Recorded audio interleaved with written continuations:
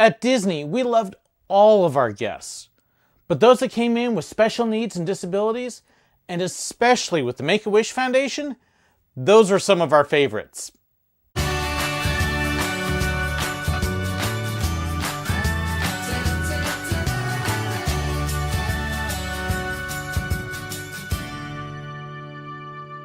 When you get into traditions, which is your special introduction and opening day of training at Disney, you get a whole lot of information thrown at you. But one of the most important parts of it is the whole session and the block of time that they spend on how to deal with guests with special needs, disabilities. You have a whole block of time that is dealing with etiquette, tips, advice, and how to make sure that you are giving them the best possible experience that you can.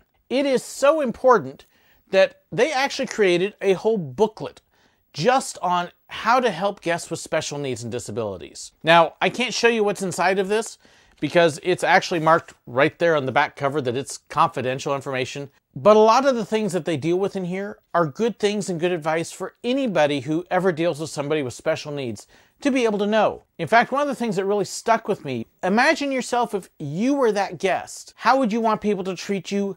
How would you want them to do things for you? Put yourself in their shoes and then be that to them. Much of it was very simple things like talk directly to that guest. Don't just talk to their caregiver or other people about them when they're right there. Talk to them. Look at them in the eye. Offer assistance to them if they need it, but don't be offended if they say no. Be friendly and courteous.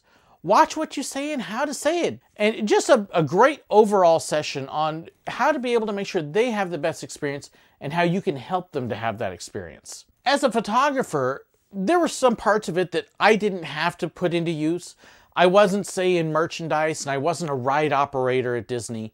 So some of the different things that they would talk about in that regard didn't necessarily apply to me. Instead, I actually had one of the easier parts of the job. Yes, I would see them out on the street and take their picture as part of a group and a family there and interact and greet them that way.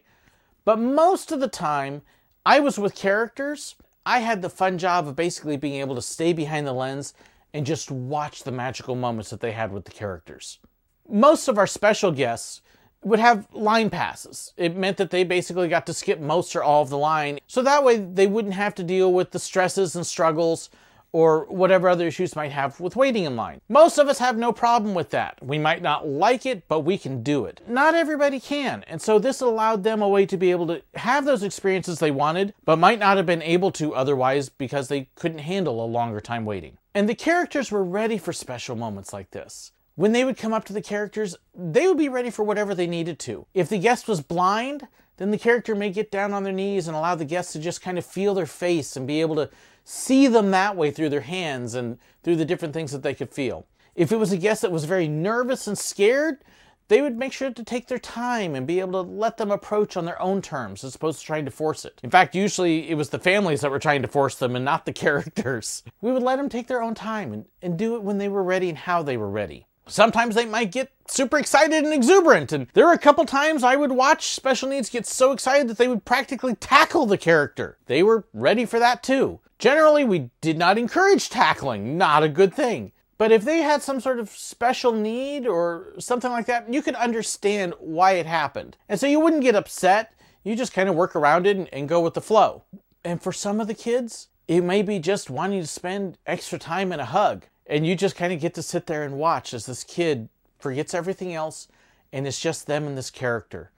We'd see that with the princesses and little girls. Pooh and Eeyore would get that a lot, where somebody just wanted to hold them and hug on them and not let them go because that was their safe place. Here was a character that they knew they could trust and they would just love on them. It wasn't unusual for us to see people cry over the characters. And then, of course, we'd be back behind our cameras trying not to cry ourselves. Yeah, we shed a few tears. You learn to take them as they were, accept them how they were, and just kind of let the interactions flow. As an example, there was one time that we came in with my niece and her family.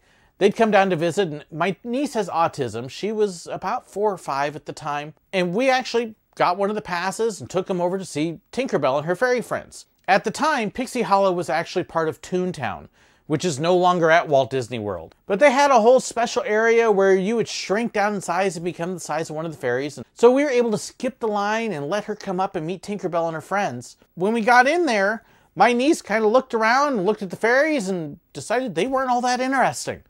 She was much more interested in the flowers and the plants and all the other different set pieces and props that were around.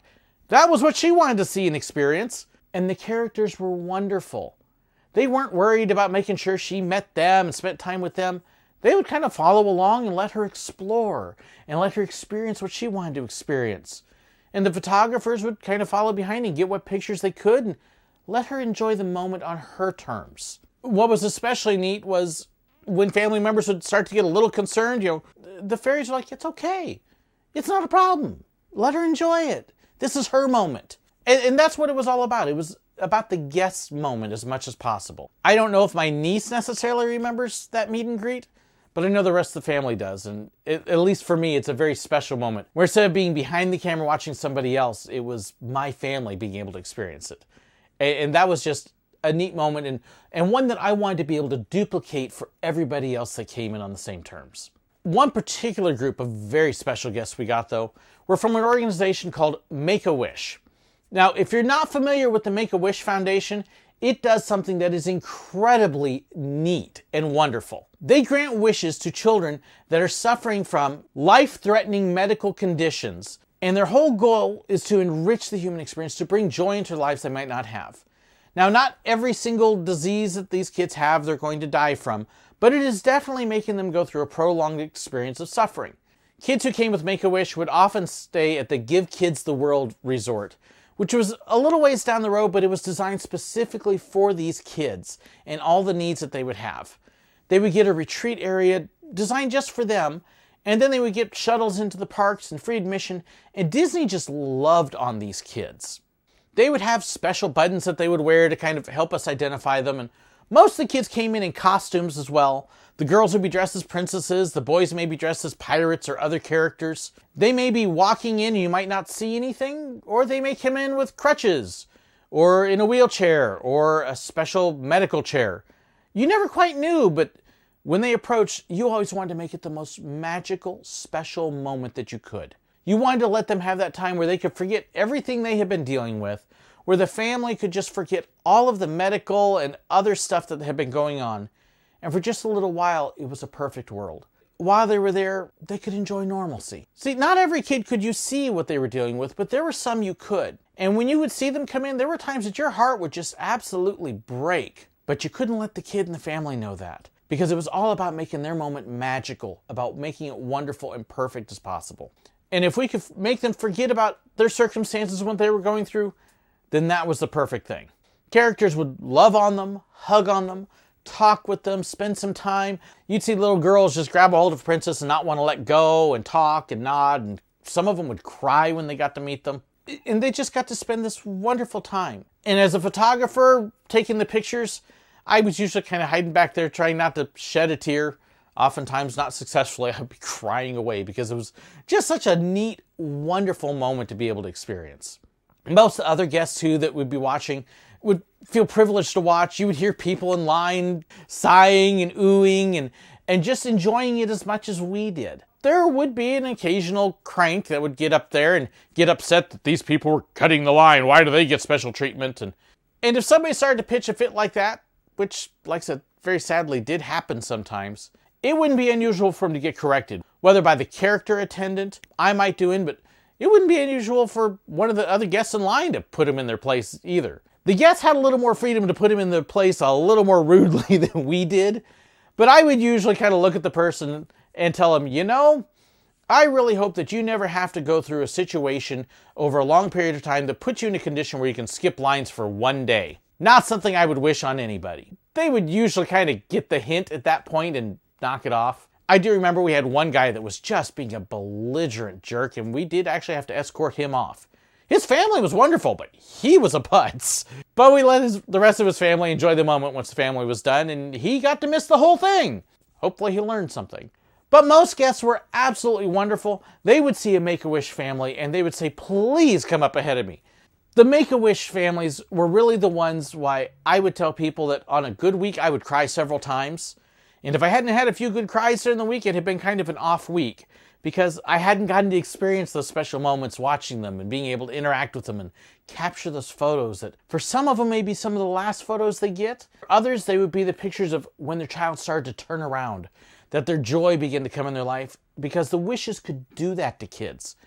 It would give them a motivation to be able to continue on to push past what they were struggling with and being able to recover from it. In many ways, the Make-A-Wish Foundation was a miracle working organization. And it was especially neat with the happiness, the joy, and the outright optimism that so many of these families had. There were a lot of times that they would be encouragements to us. Here we are, we're trying to encourage them and help them to forget their stuff, and they're telling us encouraging things. If you're not familiar with Make-A-Wish, check them out on the internet. Their website is www.wish.org, and I'll have a link below in the description. They've got several videos on their website. I'll warn you now, it's going to make you cry. But they are one of the neatest, most wonderful organizations. I can't encourage you enough to support them. Additionally, check out Give Kids the World. Their website is www.gktw.org. Again, check out their website, another one well worthy of supporting. They do a great, fantastic work. If you're looking for somebody to support, those are two of my favorites. And your donations will make a difference in changing lives. I also want to thank my new patrons in the last couple weeks. I've had a few new ones sign on, and I'm so appreciative of them. So thank you very much to Jan Shatling, I'm hoping I'm saying this right, Lady of the Leaf Cosplay, Ryan Fingerit, Bree Lieza, ooh, I know I'm going to mess that one up. I'm sorry, Bree. Kimberly Albanes. Boy, you guys got some tough names this time around. If I got your name wrong, forgive me. Also, a big thank you again to Larry Potter, who increased his support for me. I am so appreciative of each one of you. Thank you for seeing something valuable in what I do and supporting me. It's a big encouragement to me, and I appreciate it. And thank you to everybody who's watched. I really appreciate your support, your kind words, and the suggestions and everything else that you've left. It really has meant a lot to me over this time, especially watching everything grow. So thank you so much. God bless.